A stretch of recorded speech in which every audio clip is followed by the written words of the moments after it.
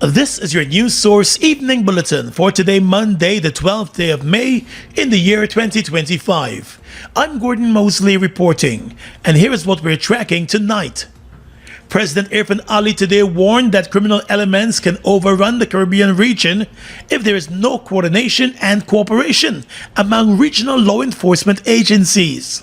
Speaking at the opening of the 39th annual meeting and conference of the Association of Caribbean Commissioners of Police, the president said the region continues to face great difficulties in its homicide rate, assault and threats, illegal firearms, and gang and drug-related activities and violence. And yet, I must say clearly and honestly, if we fail to deepen our cooperation as a region, if we remain siloed in our responses, then we will be overrun, not by the criminals within our borders, by those who know no borders at all. Let us not pretend otherwise.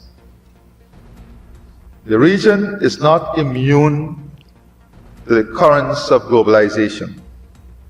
The same openness that allows our people to travel, to trade, and to communicate across borders is the very openness that criminal network exploits. In addition, the president said the Caribbean continues to face issues of an overburdened justice system and police services that are in need of reform, restructuring, and investments. But he said the crime problem in the region must be arrested, as it has the potential to bring democracy to its knees. Make no mistake, criminal gangs pose a direct threat to democratic systems of government. And I want to emphasize, the democratic systems of government. Those who are interested in undemocratic ways, or who are accustomed to breaking the law and the rule of law, they don't see this threat. But gangs pose a direct threat to a democratic system. They undermine the rule of law by corrupting institutions and instilling fear. According to the president, given the gravity of the threats facing the region, regional security can no longer be addressed in isolation or within the confines of national borders. He said the security challenges facing the region demand regional solutions. These threats do not begin and end on our shores. They move swiftly and silently across jurisdictions. And each time they do, they grow stronger, more sophisticated, and more deeply embedded in the region. This is why we must recognize a simple but profound truth. What affects one of us today will affect all of us tomorrow. And the president also noted that the Caribbean region must be on top of its game and not play catch-up because the stakes are high. He said while police forces in the region have their challenges, accountability must also be demanded. Meanwhile, Police Commissioner Clifton Hicken in his address said security forces in the region are facing significant challenges in their fight against transnational crimes. The commissioner said crimes committed in one country directly or indirectly affect other countries in the region, and as such it is important for them to work together. No Caribbean nation is immune, and none can stand alone. We are now facing a new wave of cross-border crime, more organized, more violent, more technologically advanced than ever before. Our traditionally and national confined policing models are no longer sufficient. The threats are clear. The opening of the conference was also addressed by the Minister of Home Affairs, Robeson Ben, and the President of the Association of Caribbean Commissioners of Police, Alti Rodney. The Regional Police Commissioners Conference will wrap up later this week. More news coming up in just a moment. It all starts with one. Maybe it's one look, you know the one, or one touch, even one word.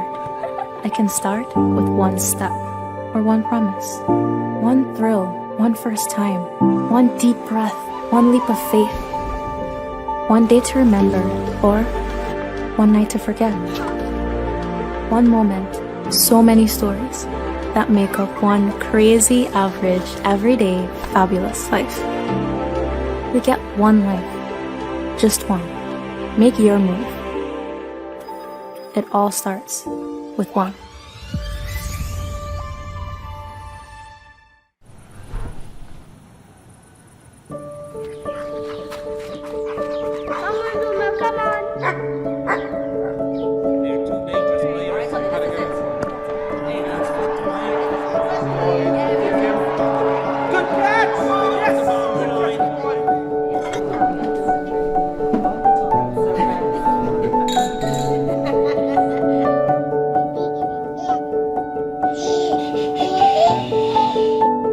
Your own home is so much more than just four walls, floors, and ceilings. It's a lifetime of great memories and stories. Come talk to us and start your journey home today. Republic Bank, we're the one for you. The moment is coming. He has the ball. Will he make the shot? And he made it! Goal! This is the biggest win we've seen in ages.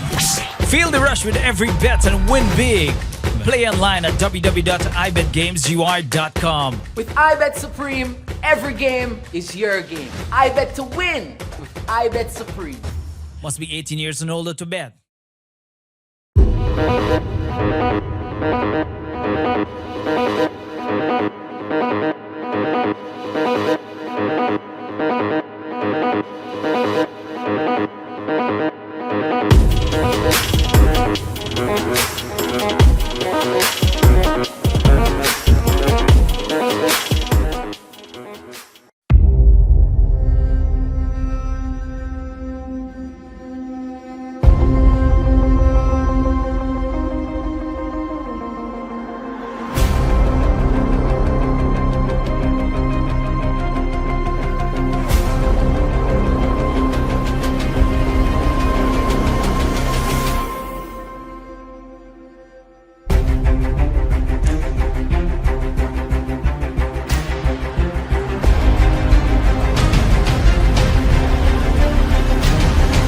Drive home your brand new Honda vehicle today. When you buy a brand new vehicle, it's 0 miles, 0 worries. Plus, you get awesome features that will help make your ride smooth and comfortable. Marit offers in-house financing on our Honda City and HRV with down payments of 25% and monthly payments for 3 or 5 years. Conditions apply. Visit our website or call us on 226-1482 to learn more. Buy your brand new Honda vehicle from Marix, the home of Honda in Guyana.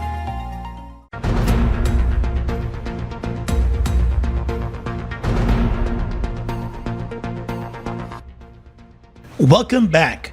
Crime Chief and Deputy Commissioner of Police Wendell Blanham today said all evidence in the Adriana Young case will be evaluated and examined against competing theories and possibilities before the case file is sent to the Office of Director of Public Prosecutions for a legal opinion.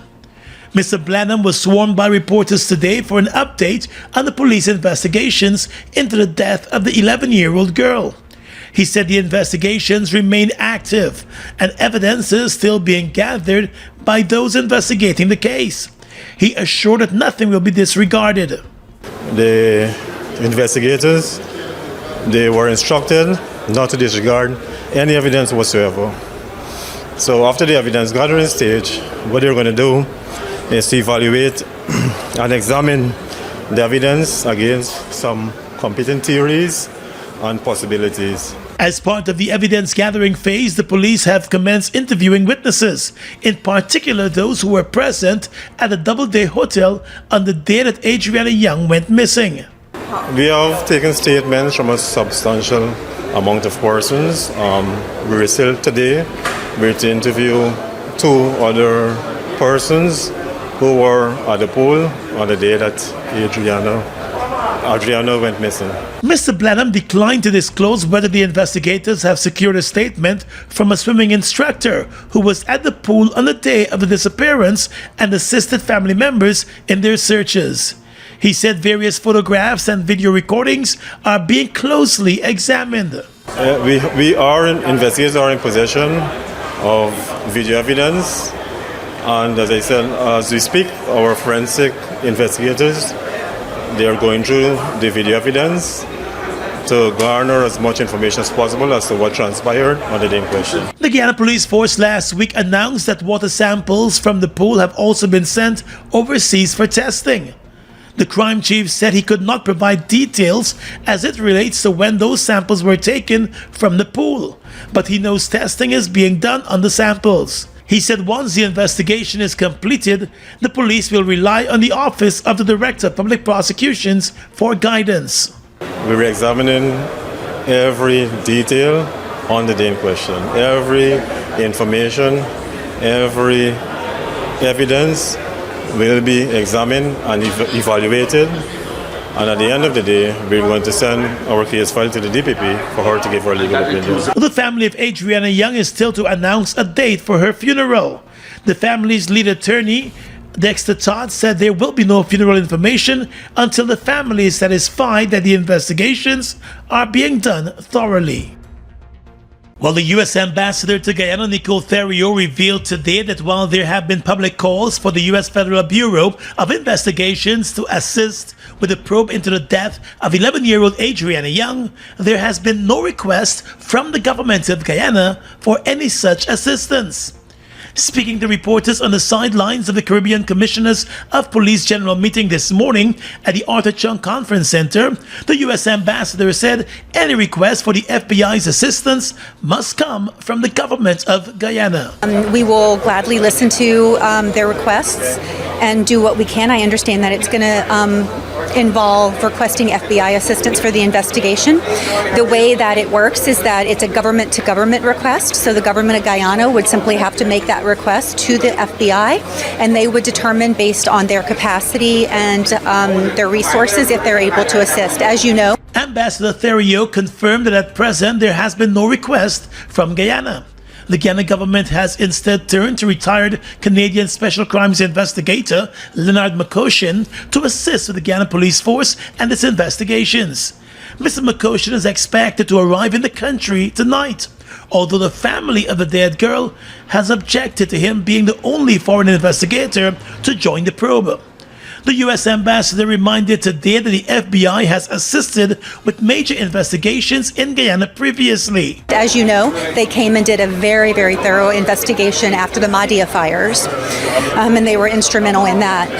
So we're happy to accept that request if that is what the government wishes to do. Meanwhile, outside of the U.S. Embassy in Kingston today, the police erected barricades around the main access roads to the U.S. Embassy after receiving reports of a planned protest to demand the FBI's help. There was no protest, and the U.S. Ambassador said peaceful protests are a right, and the U.S. remains open to listening to the concerns about the case. Adriana Young's body was found in a pool at the Doubleday Hotel at Tushin on the east bank of Essequibo almost 3 weeks ago, one day after she was reported missing at the same hotel. The family said there were several searches conducted of that same pool, and those searches came up empty-handed. Her body was found in the pool as protest actions intensified just outside the hotel on the morning after she was reported missing. Let's tell you now that President Irfan Ali has said that while Guyana has called on Venezuela to refrain from its acts of aggression and its planned elections for a governor of Guyana's Essequibo, the territorial integrity and sovereignty of Guyana will continue to be protected and safeguarded.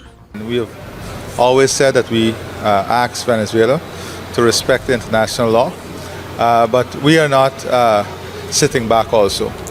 Of course, I want to assure you and all Guyanese that the Guyana Defense Force, the government, and every stakeholder, we're putting everything in place to ensure that the sovereignty and territorial integrity of Guyana is always protected and safeguarded.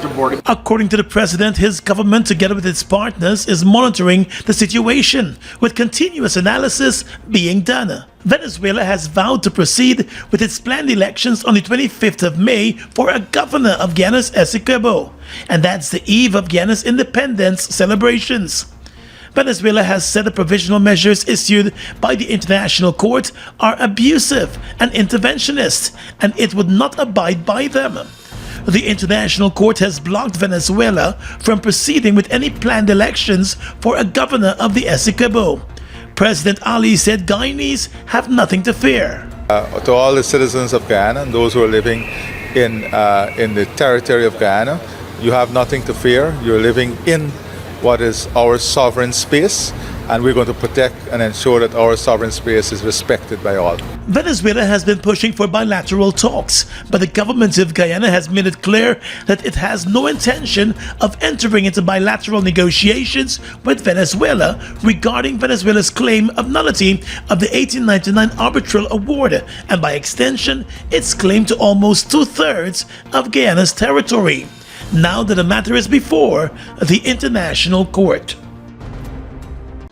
GCOM is currently conducting a national registration exercise. Who can register?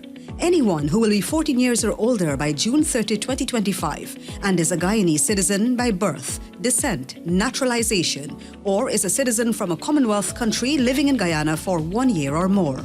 Anyone eligible for registration is required to visit the GCOM registration office responsible for his or her area of residence to apply for registration.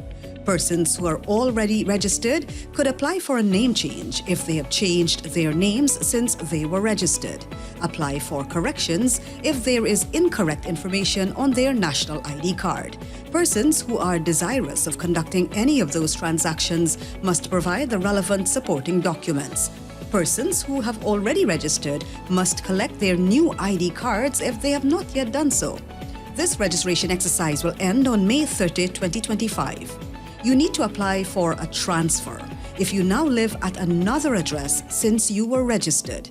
For more information, contact the GCOM on 225-027729 or visit www.gcom.org.gy.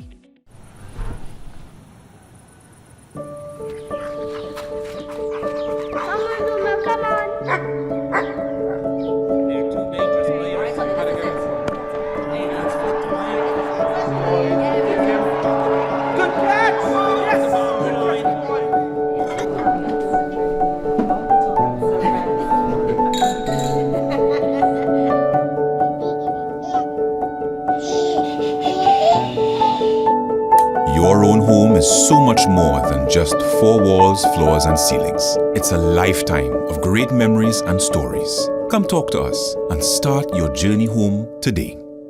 Republic Bank, we're the one for you.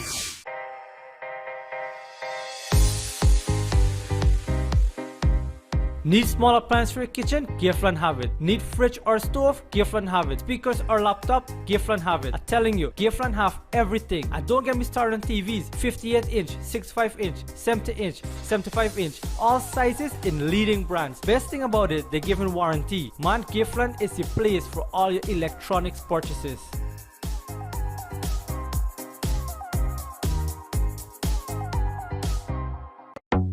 Washi. Hi people, washing made so easy since I found Washi. Washing me use wash me clothes and I can say Washi soap powder wash clothes so nice. Washi soap powder leave your clothes color bright. Washi soap powder leave me clothes smelling nice, of course. So give thanks to Washi soap powder for doing my laundry right. Keep my clothes color bright, have my clothes smelling nice for sure. I could not ask for more. Comes in lemon and original. It is a washing machine in a pack. Washi soap powder wash clothes so nice. Washi soap powder leave your clothes color bright. Washi soap powder have my clothes smelling nice, of course. Distributors located in the Stabrook Market. Buster presenting the new 500 milliliter. Wow, Buster flavorful. Make every meal better. Grab a Buster for drink, Buster move. Taste this. 500 ml, that's it. Buster for days, that's cool. Buster 500 milliliter is a brand new choice of my drink with my food. Vibing every munch, that's smooth. Introducing the new Buster 500 milliliter. Grab a bottle with your lunch today. Well, U.S. Ambassador to Guyana, Nicole Theriot, has provided some clarity on the issue of visa revocation and cancellations and sanctions by the Office of Foreign Assets Control of the U.S. Treasury Department. The ambassador explained that the two are vastly different, and an individual is not liable to sanction for merely being friends with an OFAC-sanctioned individual or entity. Ambassador Theriot told reporters that she has zero information on the number of Guyanese who would have had their U.S. visas revoked or cancelled. Everywhere in the world, we will revoke or cancel visas if someone violates that visa in some way. That's just a standard practice. I think we do it here just periodically if we get that information. The U.S. ambassador, however, made it clear that there has not been any wholesale cancellation of visas in the case of Guyanese. She said when an individual's visa is revoked or cancelled, the information is treated as confidential by the U.S. officials. Typically, visas are confidential, and so we would only inform the individual who held that visa. But as far as I know, there has been no wholesale cancellation of visas or revocations of visas. It's a case-by-case basis based on that individual person's actions. On Friday, popular local comedian and political activist Odessa Primus returned to Guyana from the U.S. after her U.S. visa was cancelled with application withdrawn. A U.S. visa cancellation combined with an application withdrawn refers to the applicant being given the option of withdrawing their entry request to the U.S. instead of allowing the revocation of the visa upon denial of entry. It is suspected that Primus's U.S. visa cancellation may be linked to her ties with Azruddin Mohammed, who was sanctioned by OFAC in 2024, along with his father, their companies, and Government Permanent Secretary May Thomas. But the U.S. ambassador said visa cancellations and revocations, which are dealt with by the U.S. State Department, are very different from OFAC sanctions, which fall under the U.S. Department of Treasury. It was also explained that an individual is not liable to sanctions for merely having ties with an OFAC-sanctioned individual or entity. The individual, it was explained, must be in business with a sanctioned individual to be affected. So again, no, those two things are not related. The visas, if you associated yourself with an OFAC-sanctioned individual, if you did so in the ways that are laid out in the OFAC sanctions, so just knowing them, being friends with them, that's very, very different than doing business with them. Okay, so what you would be liable to is Treasury sanctions, OFAC sanctions. Visas are a very different, because Department of State handles visas, Department of Treasury handles OFAC sanctions. So they're very different things. So if you're associated, you do business with them, or you have invested in one of their businesses that is sanctioned, then you could be liable for Treasury sanctions. Before having her U.S. visa cancelled and sent back to Guyana, Primus said upon arrival in New York at the JFK airport, she was questioned by U.S. agents about the Mohammeds and a number of government officials and other persons, including political activists. In handing down the sanctions last year, the U.S. Treasury Department explained that U.S. persons and companies are prohibited from doing any transactions with the Mohammeds or their companies and the Permanent Secretary May Thomas. Additionally, it said financial institutions and other persons that engage in certain transactions or activities with the sanctioned entities and individuals may expose themselves to sanctions or be subject to an enforcement action. The Guyana Elections Commission announced today that in compliance with new statutory requirements that were introduced in December of 2022, it has posted on its website the revised manuals for general and regional elections, titled Official Manual for Returning Officers, Supernumerary Returning Officers, and Other Election Officials, and Official Manual for Presiding Officers and Other Polling Day Officials. The manuals were prepared by the Secretariat of the Elections Commission in accordance with the relevant legal provisions and with input from the parliamentary political parties with whom the manuals were shared for scrutiny and feedback. The Elections Commission said both manuals were used for the training of management staff for the upcoming elections. The manuals were provided beforehand via email to all persons who applied for appointment as temporary management staff for the upcoming elections. with regards to training of polling day staff to fill the positions for polling day, namely presiding officers, assistant presiding officers, poll clerks, and ballot clerks for the upcoming elections, which is currently underway, applicants are urged to access and study the official manual for presiding officers and other polling day officials, and that manual is available on GCOM's website, gcom.org.gy. A veteran politician and former government minister and PNC Reform General Secretary Amna Ali passed away at the Georgetown Hospital on Saturday, one day after being rushed there with a serious heart complaint. She was reportedly admitted to the intensive care unit in a critical condition and passed away on Saturday morning. Ali resigned from the People's National Congress Reform last year over disagreements with the party leader Aubrey Norton and the direction that the party was moving under his leadership. She served the PNC Reform for more than 4 decades, rising to the position of General Secretary. She remained in that position for a number of years while the PNC Reform was in opposition and in government as part of the APNU-AFC coalition. Ms. Ali served the APNU-AFC government as Minister of Social Cohesion, then Minister of Social Protection, while maintaining the role of Chief Whip in the National Assembly during the APNU-AFC's time in government. She is being remembered as a stalwart of the party and of Guyanese politics. In a statement, the People's National Congress Reform said Amna Ali's service to her country was multifaceted, saying that she was a committed educator, a valued member of the Young Socialist movement, and served in various capacities within the PNC. The party said her leadership and dedication extended beyond party activities. According to the PNC Reform, throughout her life, Amna Ali exemplified service, integrity, and patriotism. Her contributions have profoundly shaped the party and the country, and her legacy will continue to inspire all, the PNC Reform said. In extending condolences, President Irfan Ali said Amna Ali had a long career as a parliamentarian dating back to 1985. He said throughout her parliamentary career, she held several positions, including chairperson of the Social Services Committee and member of the Parliamentary Management Committee, Standing Orders Committee, and Appointive Committee. The president said additionally she served as the Minister of Social Protection between 2015 and 2020. According to the president, beyond her legislative contributions, Amna Ali also served as an educator for several decades. He has extended his condolences to her family and loved ones. Former President David Granger, in his salute to Amna Ali, said her political service was exemplary, as was her determination to providing a good life for everyone and to making the country a better place. He said the PNC Reform is poorer for her passing. A night of reflection is being hosted this evening on Brick Dam, just outside Amna Ali's former residence, and tomorrow she will be laid to rest, according to Muslim rites. The Ministry of Education wishes to announce that the Because We Care Cash Grant and the Uniform and School Supplies Grant will begin distribution from May 12, 2025.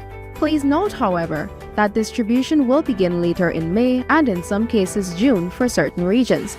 Therefore, we encourage all parents and guardians to consult the published distribution schedule to confirm when their grant will be available. So, what's been given this year? The grant has been increased to $55,000 per child. This includes $50,000 for the Because We Care Cash Grant and $5,000 for the Uniform and School Supplies Grant. Who qualifies for this grant? All public and private school learners from nursery year 1 to grade 10 who are registered and attending school are eligible. In grade 11, only students who will register for CAPE grade 12 in September qualify, along with current grade 12 students who will be continuing to grade 13. For children entering nursery this year, they must have been registered by March 28, 2025.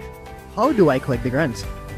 The parent or assigned guardian of the child can uplift the grant at the child's school. Just make sure to bring a valid form of ID, your national ID card, passport, or driver's license. What if I don't have any of those IDs? No worries, your identity can be verified by a senior official in your community, such as the school's principal or village tushao. Suppose I can't go myself to collect it. What then? You can authorize someone else to collect the grant on your behalf. What happens if I miss the date? If you miss the scheduled date at your school, a later collection date will be announced, but this will only happen after the national distribution is completed, so it's best to collect it as scheduled if possible. Got more questions? Check the Ministry of Education's social media pages or contact your child's school for more information. In service to you, because we care.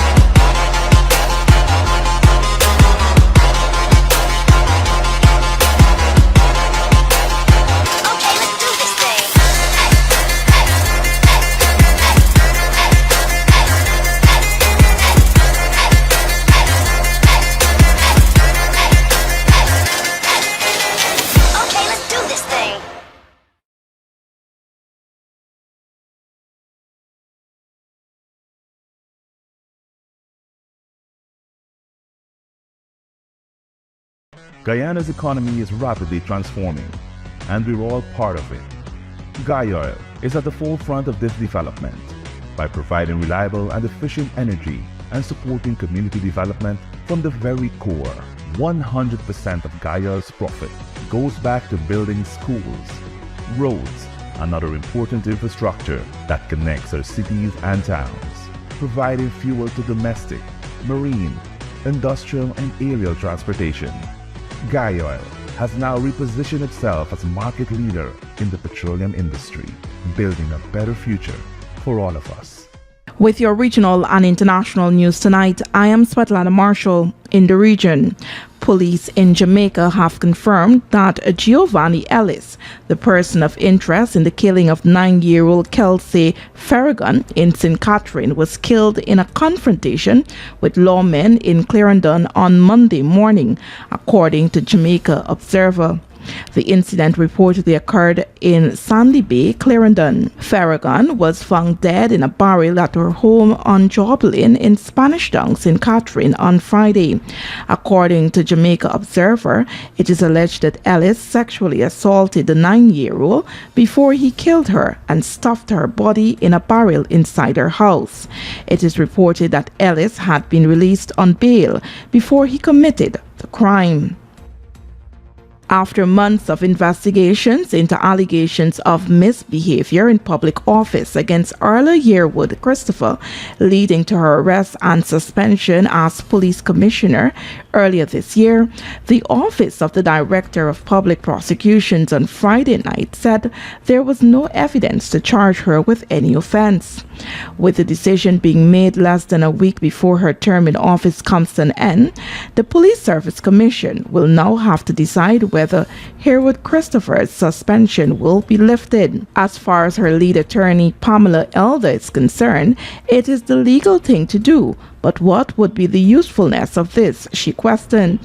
Elder added that her client was made to endure public humiliation after being arrested at her office at the Police Administration Building, Port of Spain, and kept in custody for 2 days before being released and immediately suspended by the Commission. Elder pointed out that a High Court judge is also expected to deliver his ruling soon in the constitutional claim brought by Yearwood Christopher against the Commission for placing her on suspension. And finally tonight, international news. Pope Leo XIV appealed to the world's major powers for no more war in his first Sunday message to crowds in St. Peter's Square since his election as pontiff. The new pope, elected on May 8, called for an authentic and lasting peace in Ukraine, a ceasefire in Gaza, and the release of all Israeli hostages held by militant group Hamas. Leo also welcomed the recent fragile ceasefire between between India and Pakistan, negotiated overnight, and said he was praying to God to grant the world the miracle of peace. No more war, the Pope said, repeating a frequent call of the late Pope Francis and noting the recent 80th anniversary of the end of World War II, in which some 60 million people were killed. Leo said today's world was living through the dramatic scenario of a third world war being fought piecemeal, again repeating a phrase coined by Francis. And that's your News Source Evening Bulletin for tonight. I'm Svetlana Marshall, wishing you a pleasant evening.